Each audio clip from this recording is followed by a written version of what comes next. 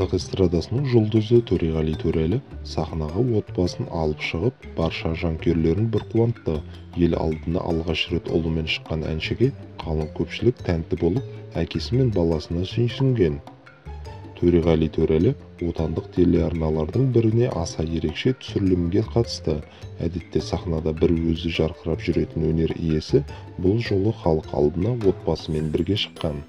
Инстаграм желісіндегі Казстарс парақшасында әншінің жанұясымен түсірілімде жүрген сәтінен видео жарияланған. Онда әншінің ұлын көтеріп алып, ән шырқап жатқанын байқауға болады. Оған қоса, кадрға шоу-бизнес өкілінің жары Толқын да түсіп қалған. Ол ән салмаса да, қолына микрофон ұстап алған. Желі қолданушылары аталмыш бейнежазбаға тамсана қарап, жұлдызды отбасыға қатысты жылы лебіздерін жарыса білдірген. Қалың көпшілік Төреғалидың ұлы көшірмесіндей өзіне қатты ұқсайтынын жазуда. Көз тимесін, Толқын секілді жарыңыз бар, сіз бақытты адамсыз. Ұлыңыз сондай тәтті, бұртиып тұрғанының өзі қандай ерекше.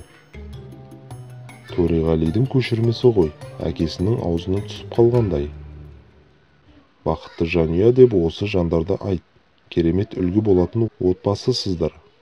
Ата-анасын сыйлаған ұлы дала баласы. Өте әдемі әрі ерекше көрініс. Төреш әдетте отбасын ешқайда алып шықпай, үйде ұстайтын еді ғой, деп жазуда желідегілер.